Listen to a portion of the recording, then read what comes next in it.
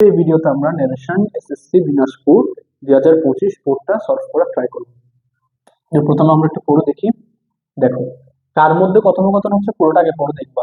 Mohsin are the thief, একটা চোরের মধ্যে।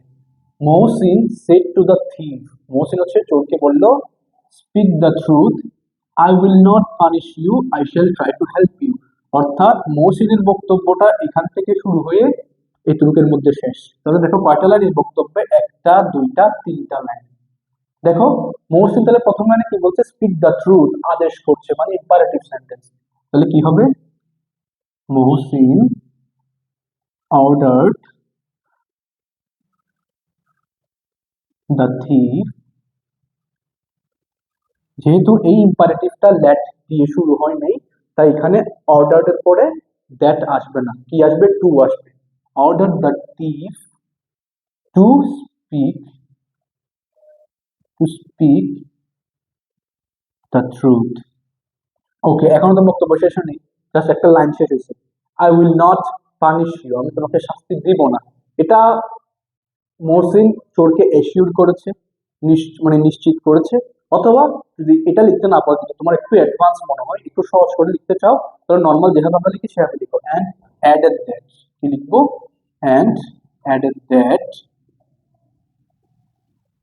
অথবা লিখতে পারো অ্যাসিউরড দ্যাট। ঠিক আছে, অ্যান্ড অ্যাডেড দ্যাট আইটাকে এখানে হি, আইটা হবে হি, এখন হিটাকে মহসিন, এবার এভাবে মার্ক করতে হবে। ঠিক আছে, Mohsin will not punish, will not punish, will আছে তাই কি হবে, would not, he would not punish. ইউটা কে হবে, হিম, তোমাকে আমি শাস্তি দিব না, তো হিমটাকে চোর, দ্য থিফ। ঠিক আছে, আমি জাস্ট থিফ লিখছি, thief.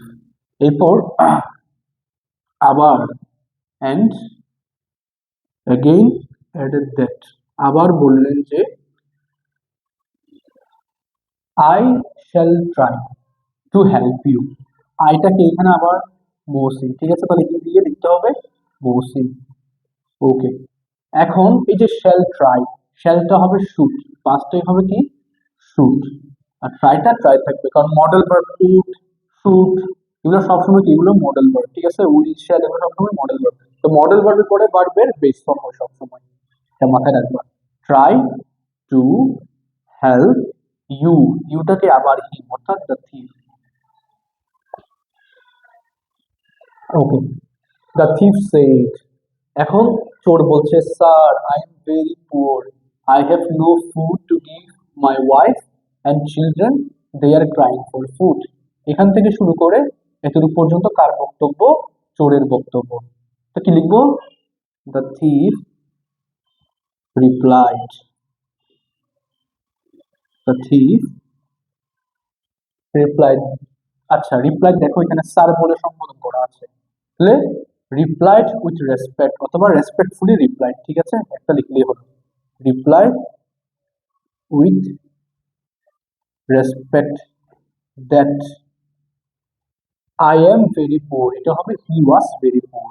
হিটাকে thief, he was very poor. আচ্ছা, এরপরের লাইনটা, I have no food to give, দেখো অ্যান্ড অ্যাডেড দ্যাট হবে, and added that I have no food, এই হ্যাভটা হবে হ্যাড। ঠিক আছে, আর আইটাকে এখানে হি, হি কে, দ্য থিফ, মানে তার কাছে, মানে সে বলছে আমার কাছে কোনো খাবার নাই, আমার স্ত্রীকে এবং আমার বাচ্চাদেরকে দেওয়ার জন্য, ওয়াইফ এবং চিলড্রেনদেরকে দেওয়ার জন্য। He had no food to give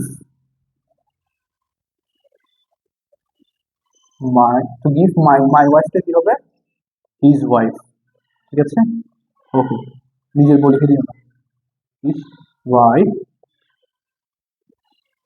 and children. Okay, and দেখো অ্যান্ড অ্যাডেড দ্যাট না, আবার অ্যাড করছে, তাই and again added that, added that they are crying, দেটা থার্ড পার্সন আছে, তাই থার্ড পার্সন এভাবে রেখে দিব। ঠিক আছে, চেঞ্জ করে দরকার নেই, they are crying, present continuous, এটা হবে পাস্ট কন্টিনিউয়াস, আর ক্রাইংটা হবে ওয়ের ক্রাইং, ঠিক আছে? কারণ দে এর পরে ওয়াস কিন্তু হয় না, ওয়ের হবে, ঠিক আছে? এটা খেয়াল রাখবা। They were crying for food. So I think it's clear.